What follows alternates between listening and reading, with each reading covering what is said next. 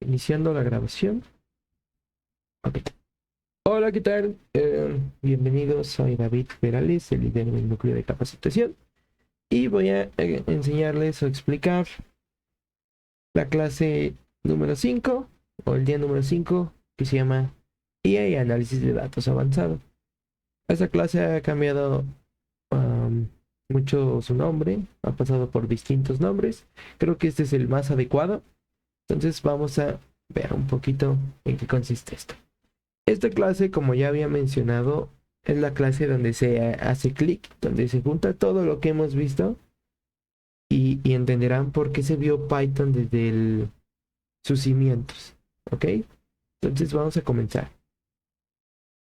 Los temas del día de hoy es normalización de datos, mapas de calor, pérdida, entropía y Gini, tipos de sesgos y sesgos. Y bueno, vamos a comenzar. Normalización de datos. ¿Por qué es importante la normalización de datos? ¿Qué es la normalización de datos? Ok, la normalización de datos es cuando colocamos todos nuestros datos en una misma escala. ¿Por qué se utiliza? Imagínense que tenemos nuestro data frame aquí. Esas son las características. No olvidemos que las características se les conocen. También son conocidas como features. Y las columnas, a eso me refería, son conocidas como características, variables o más. Por ejemplo, tenemos una columna de peso, otra de edad, por ejemplo, otra columna de estatura, voy a extender esta línea, otra columna de, no sé, ingresos mensuales, ingresos, ingresos, y así. Entonces imagínense nuestros datos. El peso pues está en un rango, si es en kilogramos, libras, dependiendo. En mi caso, como es kilogramos, pues imagínense alguien de 60 kilogramos. De edad, por ejemplo, 23, ¿no? Estatura, uno, unos 50 y tantos, ¿no? Unos 57. Bueno, pero la estatura en este caso no está en metros. Imagínense que esté en centímetros. 157, ¿no? E ingresos mensuales, lo podemos poner pues en pesos, que esa persona gana al mes 100,000, 10,000 pesos, ¿no? ¿Qué podemos notar? ¿O por qué se utiliza la normalización de datos? Vemos que estos números están en diferente escala. Por ejemplo, pues estos 60, luego 23. Esta es otra escala, o números más grandes, 157. Oh, y ni hablar ya hablar números de 100,000. Vemos que pues nada está como en una escala. Si lo queremos comparar, um, poquito, hay algo que se llama relación o correlación, que vamos a ver. Si queremos comparar esto, no se puede, o es muy difícil llevar a cabo una comparación entre estos precios. Incluso si entre precios columnas. Por ejemplo, ahora si hacemos un nuevo, esto es un data frame, no olvidemos, una nueva columna, no sé, de alguien que pesa 70, no, que pesa 100, ¿no? Alguien alto, pesa 100, tiene 30 años, pero mide 200 metros, ¿no? Y esa persona gana, en vez de 10,000, gana 100,000 al mes, ¿no? Ahora, ¿qué comparamos? Pues comparamos los pesos, y vemos que 60 y 100, pues sí se hace un cambio muy fluctuante. Es necesario pues normalizar. Y como aquí dice un poquito en el documento, pues ayuda a comparar. Otra cosa, ayuda a mejorar el rendimiento de los modelos. Imagínense en una gráfica, pues graficar esto de 100,000 y así, pues es mucho consumo de las computadoras porque pues imagínense que va diciendo las separaciones y aquí tenemos un montón de líneas hasta llegar al 100,000, pues es mucho consumo computacional, ¿no? Pues es eso. y evita problemas de denominación de características. Por ejemplo, pues aquí la característica fit, o como ustedes quieran concederle a las columnas, en la que domina es esta. ¿Por qué? Porque tiene una escala mayor, es un número mayor, y pues este es el más grande, ¿no? Entonces, hay algo que se le conoce como estandarización. La estandarización, es una de las tres formas que vamos a ver de normalizar datos. Esa es la estandarización. Em, Esta nueva librería que se llama Scikit-Learn Preprocessing nos ayuda a preprocesar los datos antes de entrenarlos con cualquier modelo. Entonces, pues vamos. Nosotros vamos a utilizar Standard Scalar. Repito, esta librería Scikit-Learn pues tiene un montón de métodos de procesamiento, incluso para procesamiento del lenguaje natural y todos esos aspectos. Por ejemplo, pues ya importamos esto, creamos nuestro data frame de ejemplo. Vemos que todo bien, hasta aquí que esta persona tiene 78 años y gana 600,000 pesos, ¿no? Quizás tiene negocios, tiene algo. Ok, el método de la estandarización hace que la media siempre sea 0 y la desviación estándar sea 1. Eso gráficamente, pues nuestra campana de Gauss obliga a que todo esté aquí centrado, ¿no? Entonces no va a haber datos que estén en los extremos, sino va a ayudar a que todo esté centrado, con desviación estándar 1 y media de 0, ¿no? Esta pues la podemos ver. Estándar. ¿Sí? Y pues es...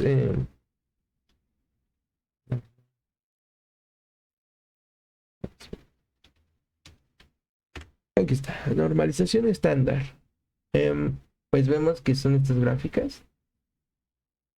Y bueno, tiene que ver con la campana de Gauss, la que ya hemos visto, y esos aspectos, ¿vale?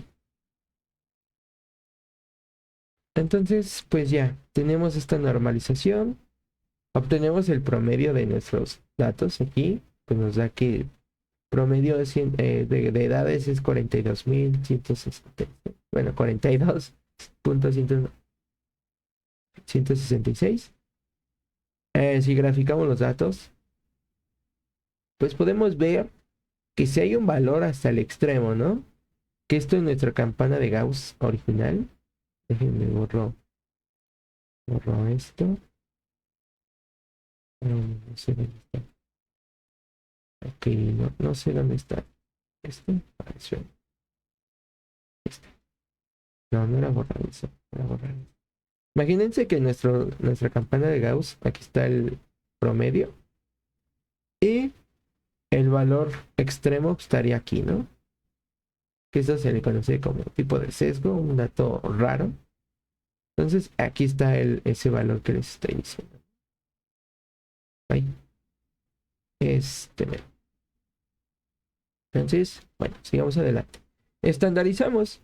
Aplicamos Standard Scalar, lo nombramos una variable, porque pues para no estar escribiendo todo de Standard Scalar.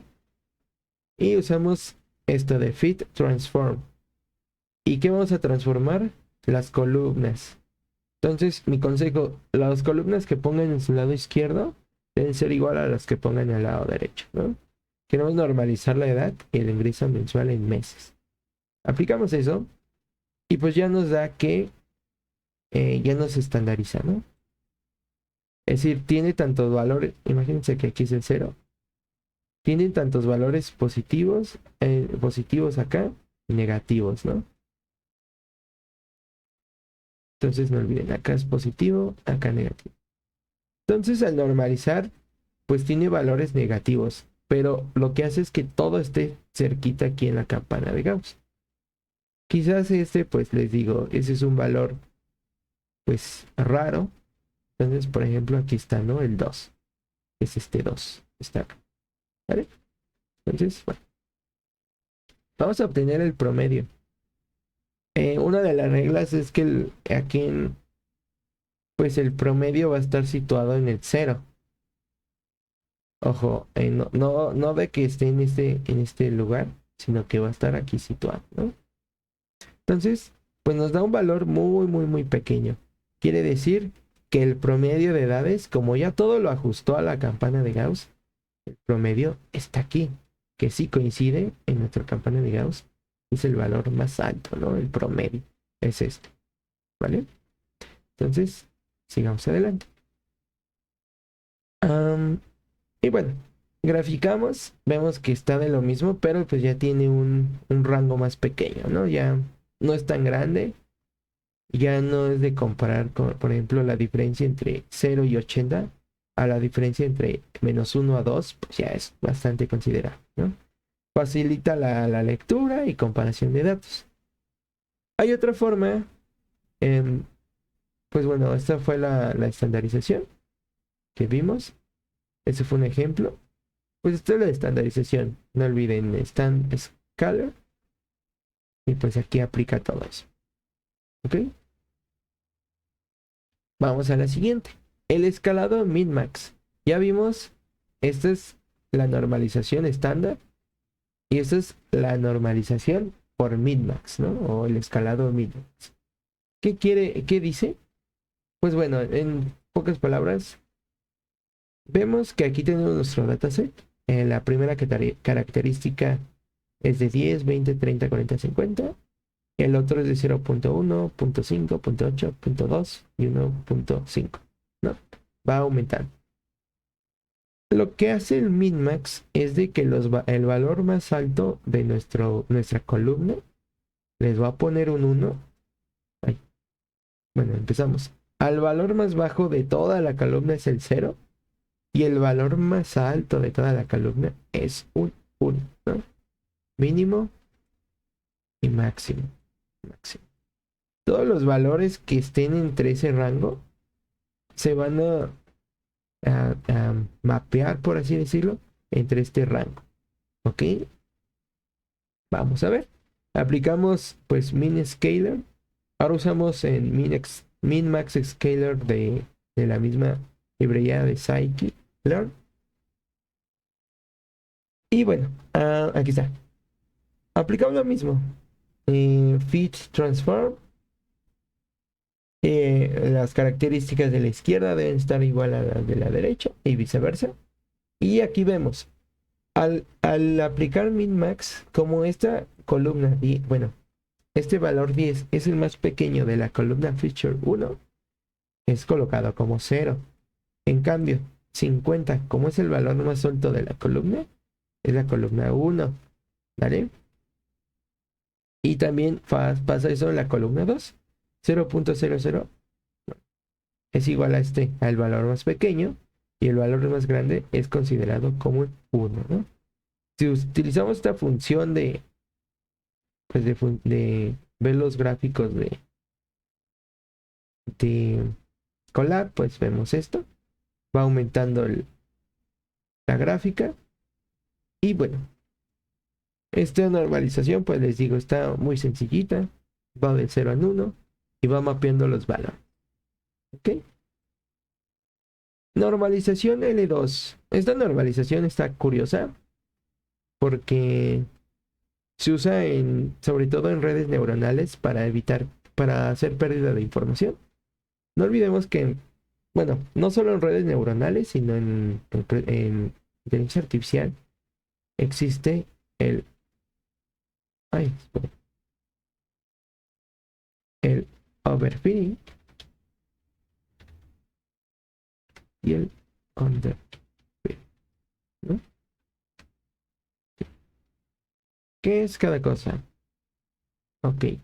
El overfitting es cuando nosotros obtenemos el score o precisión de nuestro modelo. Así se le conoce, ya sea score o precisión. Igual a 100%. Eso quiere decir que nuestro modelo no está aprendiendo a aprender, sino que está aprendiendo a memorizar. ¿A qué me refiero? Al momento de entrenar o de hacer nuestra separación, Imagínense que tenemos un dataset completo, ¿sí? A este dataset lo vamos a dividir en tres secciones. Voy a hacer primero esto y así, ¿no? El 30% se aconseja,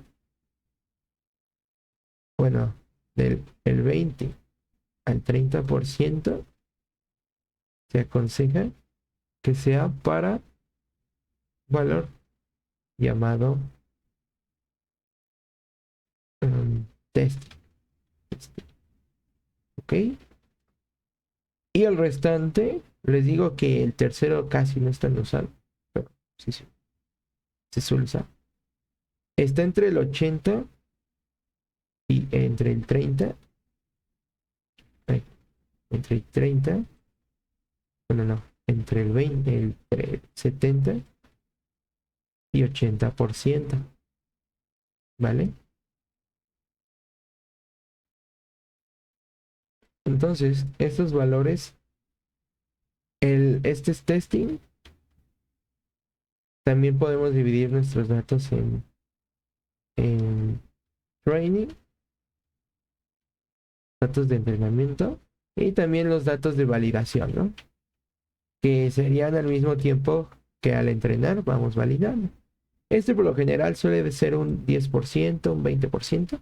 Aquí es decisión de ustedes. Si su modelo no quedó solo usando testing y training, pues pueden usar validation y solo van moviendo las cantidades de los porcentajes para no, pues para no sobrepasarse, ¿no? Y esto pues el restante, ¿no? R del restante. Entonces, cuando pasa a overfitting, quiere decir que nuestro modelo solo está aprendiendo a predecir o solo se aprendió los valores de entrenamiento. Si le pasamos un valor de testing, no lo va a adivinar, ¿vale? Es como si lo hacemos gráficamente. Imagínense que al graficar esto, una predicción o unos datos nos da esto. Y nosotros y nosotros, eso es del valor real, ¿no? Y nosotros cuando entrenamos, nos da la misma gráfica. Bueno, imagínense que es la misma gráfica. ¿Ok? Entonces, ¿qué pasa si nosotros le aplicamos un valor nuevo? Pues como es un valor nuevo y esta máquina aprendió a memorizar, más no aprendió a otra cosa, pues va a decir, no, pues es que yo no sé. Como si solo sabes dibujar una cosa y cuando te toca hacer otra cosa, pues ya no sabes qué hacer, ¿no? Entonces, un porcentaje de score, una precisión, pues, eh, recomendable, está entre el 85%,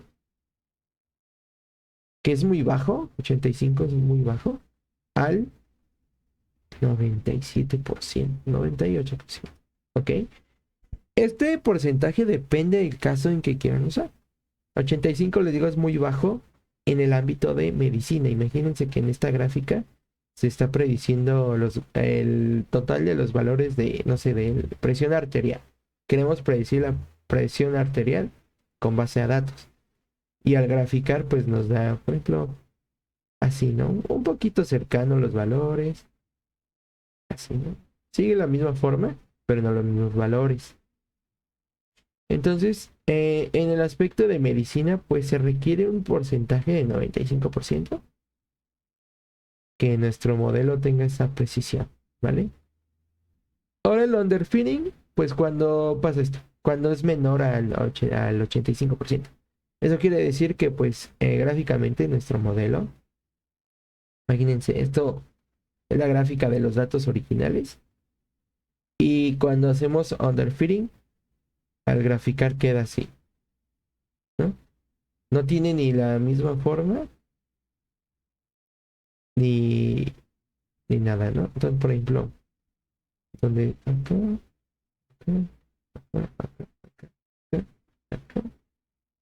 acá, ¿no? No tiene la misma forma ni los valores se acercan, ¿no? Aquí si aplicamos, que ahorita les voy a decir, que se llama pérdida, podemos ver pues que la gran diferencia entre estos valores, pues cuánto se diferencian esos valores de estos, ¿no? Este de este de este. Estos pues suelen ser iguales, o sea, le llega a atinar algunos valores. Son cuando se intersectan los. Entonces, eso es cuando no se entrena bien. Y es cuestión de ver, pues, si se aplica un poquito, se aplican más datos de entrenamiento y menos de testing y eso, ¿vale? Esto lo pueden dividir con sus datos. Pero bueno. Ahora, normalización L2, pues ya vimos un poquito por qué se usa. Esto hace, por ejemplo, tenemos nuestros datos. Al normalizar, esto quiere decir que los cuadrados de cada valor de las columnas, sacamos el cuadrado de este más el cuadrado de este y todo entre, la obtenemos raíz, nos va a dar el número 1. ¿Ok? Esa es una normalización pues que tiene que ver mucho con los círculos, ¿no? De hecho, es la gráfica de los círculos. Entonces vamos a la siguiente. Mapas de calor. ¿Qué son los mapas de calor? ¿Por qué se utilizan los mapas de calor? Ok. Imagínense que tenemos un dataset. Un dataset así. Esto no es la ejemplificación. Con peso. Voy a escribirlo mejor porque no tardo menos. Ah, miren. Aquí está. Imagínense un dataset con, no sé, peso, edad, no sé, presión arterial, no sé, si es fumador o no, si practica deporte, si otro valor numérico, no sé, ¿qué puede ser? Presión arterial, bueno, alcohol, consume alcohol, peso, edad, estatura, ¿no? Y más datos, ¿no? Imagínense, tenemos 1, 2, 3, 4, 5, 6, ¿no? Hay más valores. Y ya no llenamos los datos con pues X valores, ¿no? Los llenamos, pues así, ¿no? Con X valores, ¿no? Puros X. X valores. Y bueno, aquí lo importante es ver.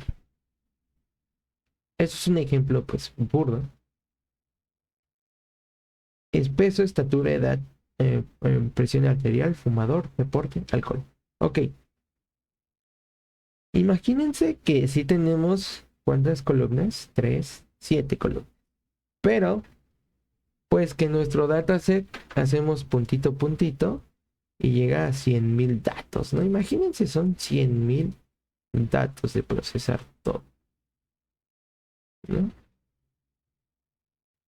Y ojo, puede que estos sean datos estáticos, por así decirlo, pero puede que en cada cierto tiempo estos datos lleguen a través de un sensor, ¿no? El sensor manda los datos y nosotros obtenemos estas lecturas. Ok. ¿Qué pasa? O sea, ¿ustedes qué opinan? Pues es mucho consumo computacional, ¿no? Tenemos que ver ese aspecto del consumo computacional. Sobre todo si estamos empezando en el mundo de la inteligencia artificial, pues llega a veces que como les mencionaba al probar colar, que las computadoras hasta se apagan o ya el procesador ya no puede más y ya se tiene que usar, por ejemplo, las tarjetas gráficas o tarjetas aritméticas, que son pues ya hardware especializado, muy caro. Entonces, tenemos que aprender a analizar estos datos y saber elegir cuáles son los datos que nos van a servir mucho,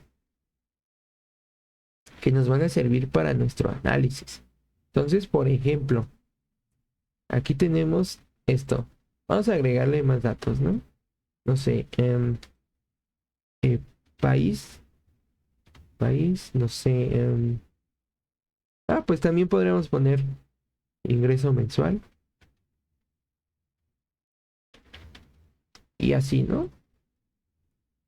Y más características que ustedes mensual, que ustedes gustan. En primera instancia se recomienda que ustedes, cuando ven unos datos, decidan qué datos les van a servir y cuáles no. A datos me refiero a qué columnas se pueden tachar, cuáles no. Por ejemplo, pues el ingreso mensual, si queremos predecir la presión arterial, pues no nos va a hacer, pues, tanto, ¿no? Quizás el país sí por estadística, pero nos preocupa más un poquito, pues, predecir, ¿no? Esto. Entonces, el país se puede descartar. Igual, si dudan en alguna característica, para eso son los mapas de calor. Que un mapa de calor se usa no solo en... Ay, no solo se usa en inteligencia artificial, sino también para aspectos geográficos y sociales, ¿no? Por ejemplo, pues aquí imagínense que queremos ver la cantidad de personas que viven en una cierta zona, dónde es el consumo de luz o esos aspectos. Eso es un mapa de calor. Por lo general, el color rojo es donde hay más presencia, el color azul donde hay menos, ¿no? Y bueno, también lo podemos ver en los datos. Aquí son mapas de color. Por ejemplo, mapas de calor de los lugares más cálidos, pues en rojo es más calor. Y es eso, ¿ok? Entonces, aquí podemos usar mapas de calor para ver la correlación de los datos. ¿Qué es la correlación de los datos? ¿Qué tan unidos están los datos? ¿O qué tanta relación hay entre los datos, ¿no? Por ejemplo, ¿qué tanto está relacionada el peso con la estatura? La edad con fumador y así, ¿no? Hay veces que hay datos tan relacionados entre sí que es bueno eliminarlos. O sea, uno de los datos. ¿Cómo se suele dar la correlación?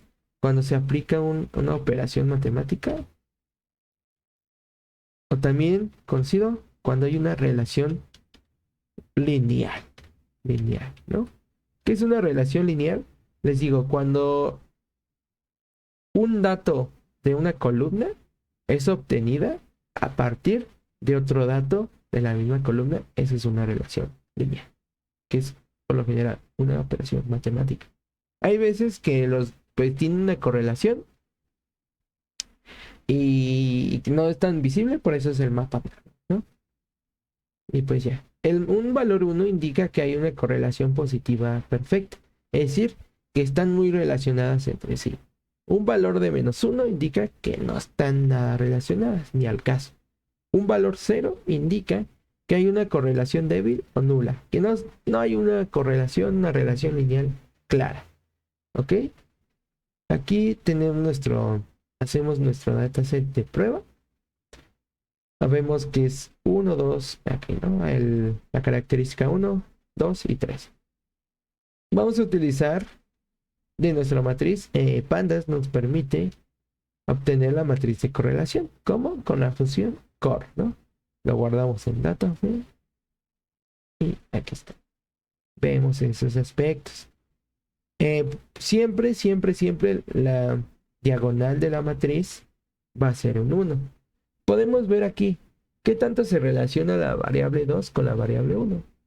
Pues nada, hay 1 menos 1. No tiene nada que ver, ¿no? Pero a veces esto de leer de forma, pues, en matriz, código, llega a ser tedioso. Por eso se usa Seaborn. Seaborn tiene heatmap, el mapa de calor, que recibe, pues, la matriz de correlación. Si queremos que se anoten que haya números, el color map, el mapa de color, que este es de Coolwell, y el ancho de las líneas, ¿no? Y ejecutamos esto. Visualmente, pues ya se puede ver. -1, colores más fríos. Les aconsejo verlo como un termómetro. Entre más frío, más azul. Entre más caliente, más rojo, ¿no?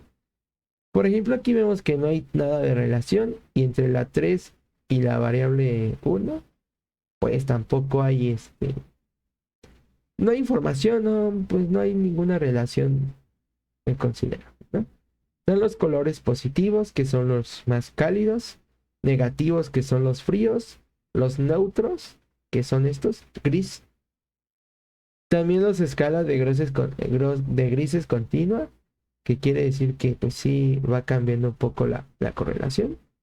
Se van, hay una degradación, ¿sí? Y bueno, em, y también el valor, ¿no? Vemos que está entre -1 y 0 y 1, que pues tiene más o menos que ver con min-max, ¿no? Para un ejemplo práctico, imagínense que tenemos números aleatorios, creamos números aleatorios, nuestra característica 1, nuestra característica 2 y nuestra característica objetivo, ¿no? O target. Por ejemplo, aquí era pues saber pues si la presión arterial en el dataset, ¿no? Vamos a predecir eso. Aquí pues este es nuestro target, ¿no? Un valor del 1 al 100, del 0 al 100. Ejecutamos y pues ya nos da estos valores, ¿no? Aquí está. Pues ya, ¿no? Son esos 100 valores, 3 columnas. Vale. Aquí mostramos que la dimensión es de 10 y 3. Ahora vamos a obtener pues una relación lineal. Que el valor del feature 2 sea igual al valor del feature 1 más un número aleatorio del 0 al 100 por 0.2, ¿no? Aquí hay una operación lineal, por lo tanto hay una correlación. Digo, ¿hay una operación? Sí. Hay una relación lineal. Aplicamos lo mismo, el mapa de correlación, ya la creamos, aquí se está, y ejecutamos. Vemos que sí hay una alta correlación entre la característica 2 y 1. ¿De cuánto? De 0.98, que es elevadísima. Aquí podemos elegir si tumbar o eliminar la característica 1, feature 1 o la 2. En este caso, pues vamos a utilizar drop para eliminar la característica 2, ¿no? Elegimos la columna feature 2, reemplazar para que recorra todo a la izquierda. Y sí, ¿no? Después de eliminar esa columna, pues ya vemos que en nuestro dataset ahora es de 100,2, ¿no? Estamos eliminando la dimensión de la matriz. Y pues eso ayuda a tener pues un mejor procesamiento. Otro aspecto que hay que tener en cuenta que es la pérdida, o también conocida como loss. Que como habíamos visto en una gráfica aquí, la pérdida nos ayuda a ver qué diferencia hay entre el valor original, el valor real, y el valor que se predijo, ¿no? Los testing y los valores que se están pues comparando, ¿no? Se llama función de pérdida o función de costo. ¿Esto a qué ayuda? Por ejemplo, hay veces que un modelo ya no se puede entrenar tanto. Veámoslo como así. Me gusta a mí ver los modelos en estos casos como una canica. Que tiramos una canica acá y se va acá, ¿no? Entonces la canica se va ajustando, ¿no? Conforme va bajando. Pero va a llegar a un punto en que la canica se va a quedar aquí estática. No se va a mover, no, ahí está. Esto se le conoce como el descenso del gradiente. ¿Qué quiere decir? Que el modelo ya está dejando de aprender. Ya se está estancando. Eso tiene mucho que ver con el tasa de aprendizaje, ¿no? Entonces, aquí ustedes tienen que ver si la tasa de aprendizaje, eso quiere decir que en cada iteración, qué porcentaje está aprendiendo de sus errores el modelo, porque al inicio van a ver que una tasa de pérdida es muy alta, pero en esos casos la pérdida no significa pues algo malo. Por ejemplo, la tasa de pérdida ayuda a que el descenso del gradiente no pase, o sea, que no se quede aquí fijo el modelo. puede significar que en vez de quedarse aquí, pues se quede aquí. O que sí se pueda ir optimizando el modelo. Eso se le llama optimizar. Que el modelo vaya mejorando y no se quede aquí estancado, ¿no? Esto pues no tiene representación, solo para decir que cuando un modelo ya deja de aprender es como que se quede estancado en este pequeño byte, ¿no? Y bueno, en los tipos de pérdida. Existen dos conocidas como la pérdida cuadrática, mean squared error, para problemas de regresión. No olvidemos que problemas de regresión es cuando queremos regresión, cuando queremos predecir números, ¿ok? Y problemas de clasificación es justo eso, cuando queremos clasificar, ¿no? O poner etiquetas. Aquí tiene que ver pues lo de aprendizaje supervisado y no supervisado. Y regresión, pues predecir los números. Para los problemas de clasificación se utiliza la pérdida de entropía cruzada, que básicamente es ver cuánto está perdiendo cada etiqueta, ¿no? Sí o no, que esto, por ejemplo, si es un sí o no, si es un falso verdadero, o más etiquetas que a ustedes se les vayan ocurriendo. ¿Dónde se usa la pérdida? Pues vimos que para la evaluación de modelos, para ver qué tan bueno está haciendo nuestro modelo. Si nuestro modelo se está alejando mucho a los datos reales o a los datos o no, se está acercando. Eh, También para optimizar, justo aquí menciona del overfitting y underfitting, ¿no? Pues hay un subajuste, pero la pérdida en el conjunto de validación es alto. Es decir, que cuando hay sobreajuste es cuando los modelos solo están aprendiendo de los datos de testing. Los demás no se los está aprendiendo, ¿no? Como que dice, ¿para qué? Y pues ya está memorizando en vez de aprender, ¿vale? Y bueno, eh, ejemplo de la pérdida cuadrática es esta. Lo vemos que pues, nos da la diferencia entre estos números, entre 2.7 y 2.5. Y hace esa, ¿no? Reales menos predicción. Y le obtenemos su raíz. Bueno, elevamos al cuadrado y luego obtenemos raíz, ¿no? Este menos este.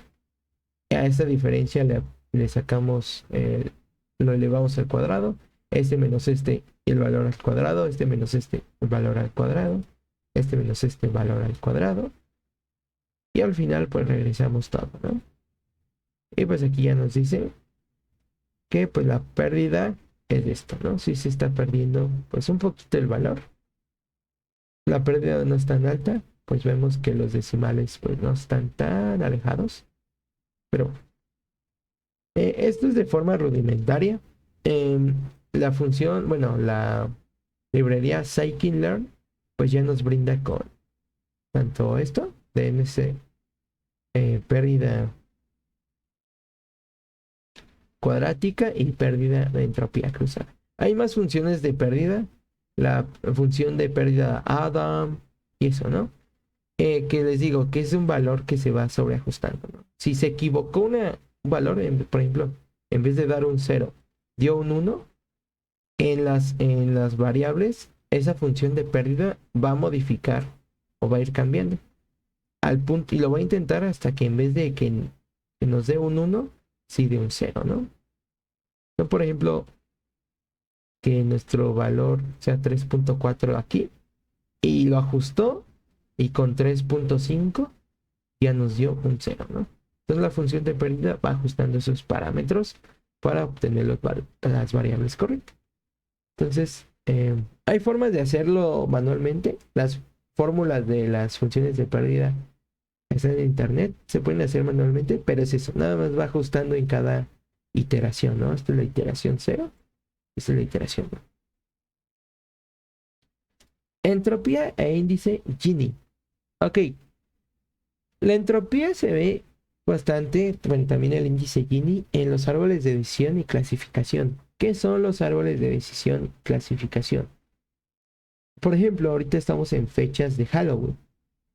Imagínense que tienen este dilema. Ir a una fiesta, ¿no? Ir. Ok. El dilema es, por ejemplo, en esa pregunta. ¿Tengo disfraz? ¿Tengo? No, bueno, por ejemplo, van a ir a una fiesta de disfraz. ¿Es obligatorio el disfraz? ¿Obligatorio el disfraz? Ok. Eso se puede separar entre sí y un no. ¿No? Sí y no. Ok. En esta nueva fase se puede preguntar, tanto en ambos lados. ¿Tengo disfraz? Aquí igual se puede preguntar. ¿Tengo disfraz? Ok. Ok. Ahora vemos. Si es obligatorio el disfraz, sí. Y, y se separa otra vez. ¿Tengo disfraz? No. Y sí. Entonces, eso quiere decir, si es obligatorio el disfraz y no tengo el disfraz, entonces es no voy, ¿no? No voy. No voy.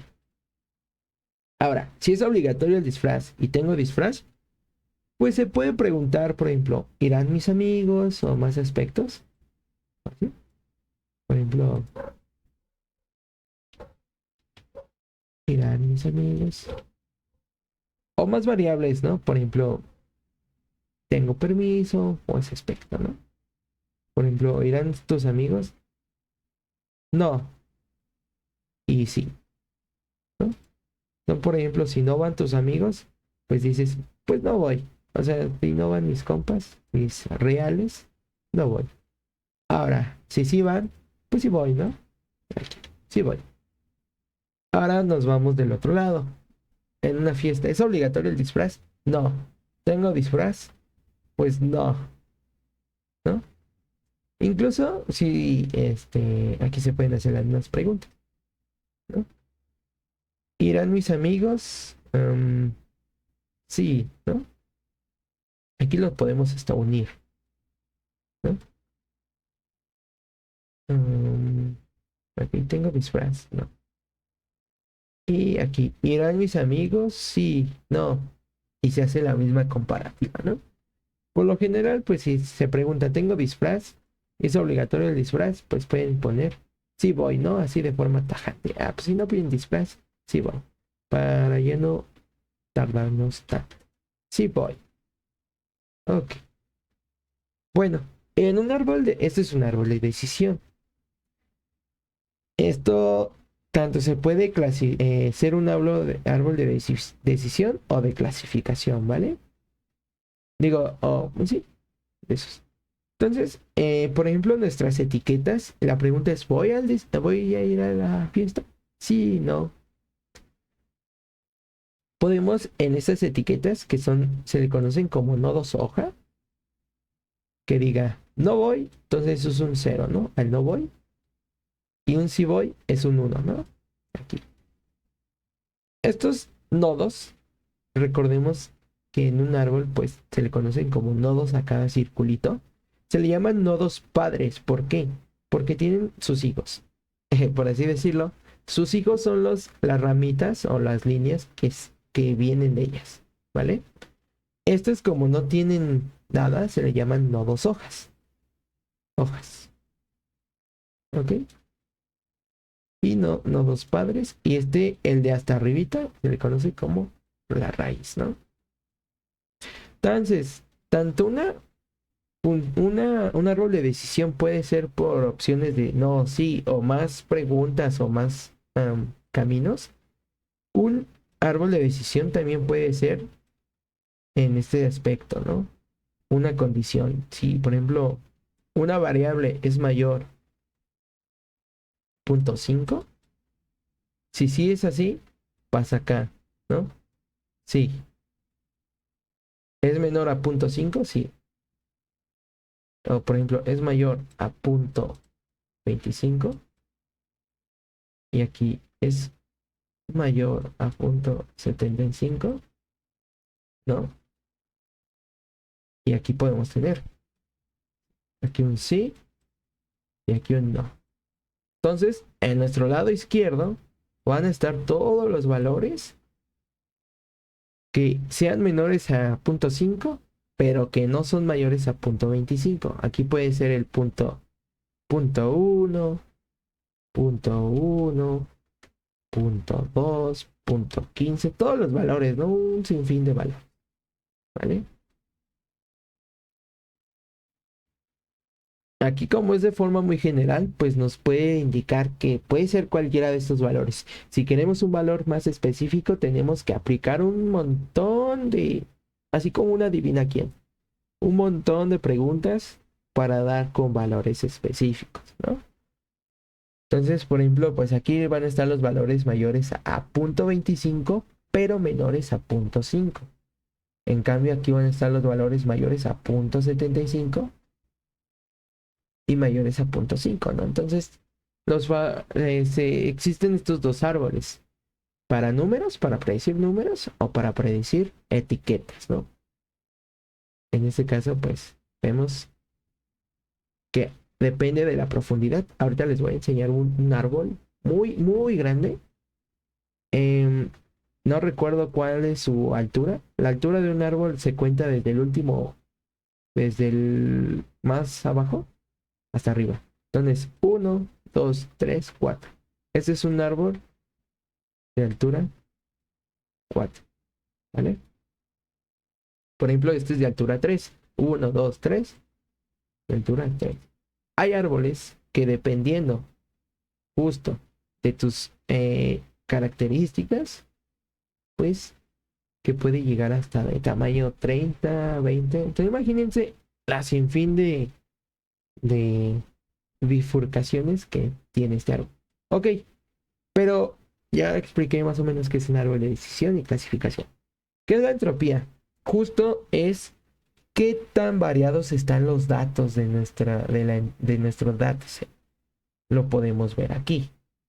Entropía. Esa es nuestra función de entropía. Les digo, también scikit-learn tiene su función de entropía. ¿Qué nos quiere decir?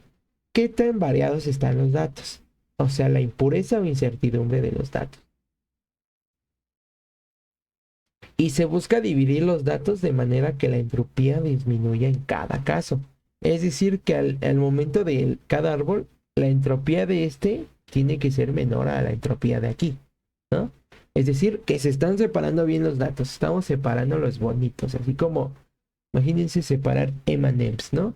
Aquí tenemos todo el paquete, primero separamos por mitades y luego así, poco a poco, ¿no? Vamos dividiendo todo. Entonces, chéquense esto. Aquí vamos a poner 1, 0, 1, 0, 1, 0, 1, 0, 1, 0. Ejecutamos la función y nos dice que la entropía es de 1.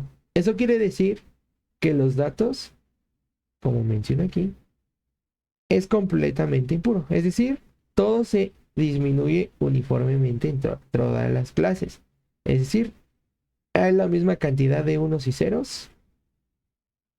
Por ejemplo, hay 5 ceros, hay 5 unos, ¿no? Una entropía cero significa que el conjunto de datos es completamente puro. Es decir, que todo pertenece a una sola clase. ¿Qué pasaría si aquí en esto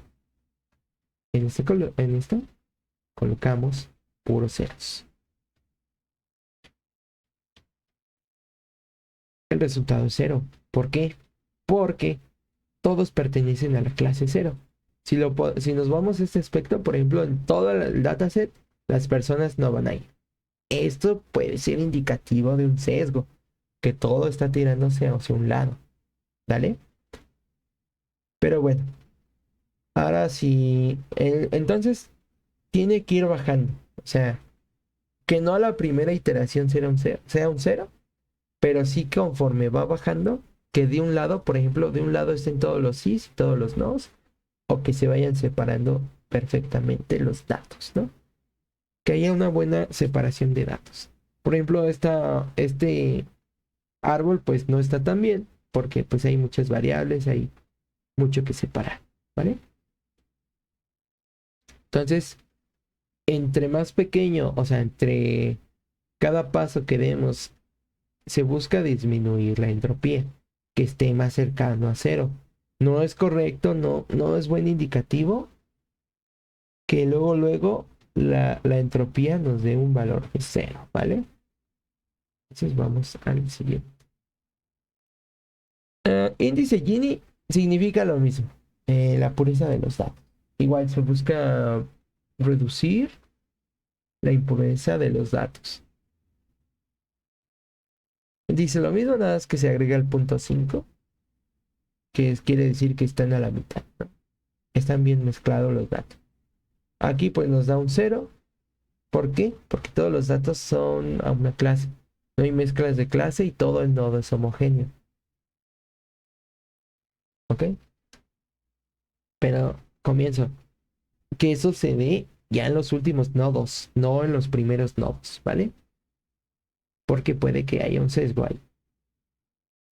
Sesgos. Bueno, ya mencioné muchos sesgos. ¿Qué son los sesgos? Ya vimos un poco de la distribución normal, la clásica campana de Gauss, que significa que los valores, en la mayoría de los valores están aquí centrados y los valores, pues, curiosos, extraordinarios, están aquí en las esquinas, ¿no? Esa campana de Gauss pues, está en muchos casos, en muchos estudios matemáticos. Si llegan a ver los estudios, sobre todo, investigaciones sí, y estadística, si llegan a ver pues las gráficas, pueden que ven esta, la campana de Gauss, distribución normal. Es muy usada. Entonces, bueno, sigamos adelante. El sesgo, ¿qué es un sesgo? Es una tendencia sistemática o error sistemático que hace que las observaciones y mediciones sean diferentes a los verdaderos, a los valores verdaderos, o no asemejen la realidad. Puede surgir de distintas formas y afecta bastante la precisión y validez de los resultados. Hay sesgos de muestreos. Imagínense que en una ciudad queremos obtener el promedio de estatura, ¿no? Vamos a hacer un censo. Pero elegimos ir a escuelas secundarias para hacer esos censos. ¿Estamos de acuerdo que los chicos de secundaria crecen? Por lo tanto, obtener ese, pues los datos con esa selección, esas muestras, no es lo correcto. ¿Por qué? Por lo mismo, los chicos crecen, los chicos, chicas. Entonces, pues nos dice que las personas promedio de esa ciudad miden 1,60. Ok, puede que sí, puede que no. Pero repito, el lugar no es el correcto. Es checarlo, por ejemplo, en universidades o, bueno, en universidades que pues ya el joven adulto ya dejó de crecer. ¿Vale? Otro, sesgo de respuesta. Hay personas que tienden a responder exageradamente positivo a algo. Esto es malo. O sea, el no decir no es malo. ¿Por qué? Imagínense que están haciendo pruebas de satisfacción de un producto y todos dicen que sí, ay, está súper bonito. Los lanzan al mercado y por esas pruebas, esos sesgos de que a todos les gustó, pues en realidad, pues el producto no era tan bueno, ¿no? Y pues es un, pues costo de, es un problema financiero, ¿no? Lleva a la bancarrota a todos y eso. Entonces es un sesgo de respuesta, tanto que pueden decir que sí, tanto que pueden decir que no, ¿no? Por eso en esos tipos de sesgos o entrevistas se recomienda un sitio aislado, que no haya nada que influya en la respuesta de las personas. Sesgos de confirmación. Esto pasa mucho. ¿Qué es un sesgo de confirmación? Imagínense que ustedes quieren ver una película y pues siguen a uno de los youtubers que dan pues su reseña de película. Con eso ustedes ya tienen una creencia preexistente. Imagínense que el youtuber dice que esa película está súper buena, ¿no? Ustedes van con eso, ¿no? Y, y en la película pues ya llegan puntos donde pues da a entender que la película pues no es tan buena. Pero ustedes como ya tienen esa percepción de que era muy buena, pues llegan a pasar por alto esa información, ¿no? También pasa en creencias, por ejemplo, políticas, religiosas, que, que a pesar de que nos dan evidencias o nos sabemos que a veces pues podemos estar equivocados, nuestras creencias nos hacen pasar por alto información que la contradice. Por ejemplo, aquí las ventas del producto A pues se ven que son mucho mayores al producto B. Imagínense que el producto A, eh, nosotros queremos demostrar que el producto A es mejor. ¿Por qué? Imagínense que nos estamos enfocando en aspectos pues, que nos está gustando del producto B y del producto A, y del producto B ya estamos viendo lo feo, ¿no? Esto incluso hasta pasa en personas, tenemos sesgo de confirmación, cuando uno está enamorado pasamos por alto cosas que contradicen eso, ¿no? Entonces vemos que las ventas son mayores y eso, pero es que no estamos tomando en cuenta todo el panorama. Una vez más, hay que ser eh, imparciales en estos aspectos. Sesgos de publicación. Eh, publicar a dar resultados que son positivos o significativos, mientras que se dejan de dar los lados negativos o significativos, o no significativos. Por ejemplo, de estudios o sea, gente o personas que solo buscan resultados positivos y no se enfocan en lo malo. No, sí hay que enfocarse en lo malo porque también puede servir de retroalimentación. Sesgo de atribución, que atribuimos algo que pasó con nuestros estereotipos, ¿no? Un número, es que este número, por ejemplo, es que si hacemos esta prueba de estatura en tal país, nos van a ver bajo, y ya mejor vean todos los valores bajos, ya no hagas la encuesta. Y resulta que pues, ya la tendencia cambió, ¿no? También sesgos de estimación, pues que la persona, este, pues sesgos de estimación, pues se sobreestiman valores, ¿no? Um, También, ¿cómo afecta esto a la distribución normal? En esto, esa es una distribución simétrica. Si hay sesgos, positivo o negativo, positivo es cuando la cola está del lado positivo, negativo cuando la cola está del lado negativo. ¿Qué quieren decir?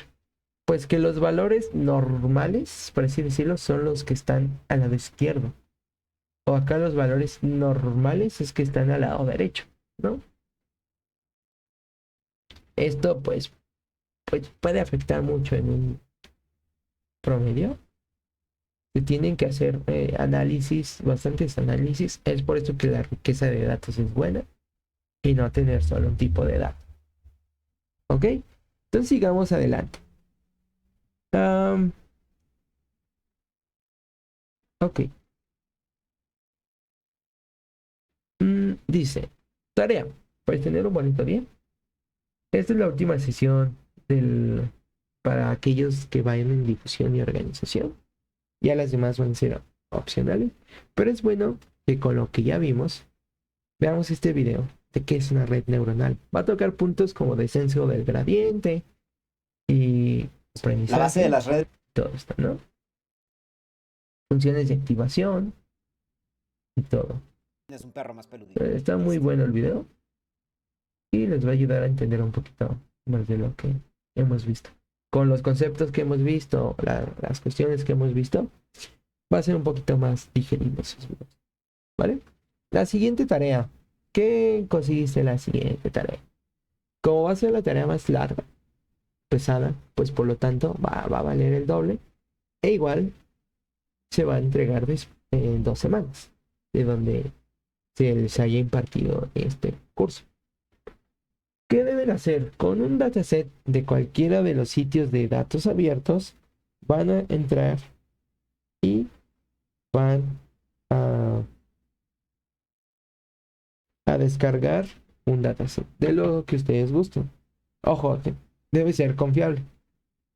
van a explorar los datos, van a entender sus tipos de características o qué se está tratando de resolver en esos datos, ¿no? Todo esto va a ir en un documento, cada punto debe ir en el documento PDF. Entonces ustedes tienen que explorar los datos. Ah, este dato se está analizando tal cosa para resolver tal cosa. Van a normalizar sus datos. Vimos que pues es mejor tener datos normalizados para un análisis correcto, para evitar esto de las escalas súper raras. Entonces, estas escalas, es bueno pues normalizar sus datos, ¿no? ¿Cuál? Ustedes como gusten, min-max, estandarización o L2. Visualización de la correlación con un mapa de calor. Van a ver los datos que están correlacionados y pues pueden ayudar a determinar si están muy relacionados y pueden tumbar esas características. Análisis de características. Pueden usar, pues, no sé, estadísticas descriptivas, que es como la media, mediana, desviación estándar, para entender los datos. Por ejemplo, ver, pues, cuál es la media, por ejemplo, del dataset de películas, la media de películas vistas, todos esos aspectos que pueden ser importantes, relevantes en esta exploración de datos. También aquí ustedes van a preguntarse si todos los datos son verdaderamente significativos. Como lo vimos en el caso pues, de la presión arterial, pues el país de residencia como tal no es tan importante. Entonces aquí ustedes hagan la pregunta.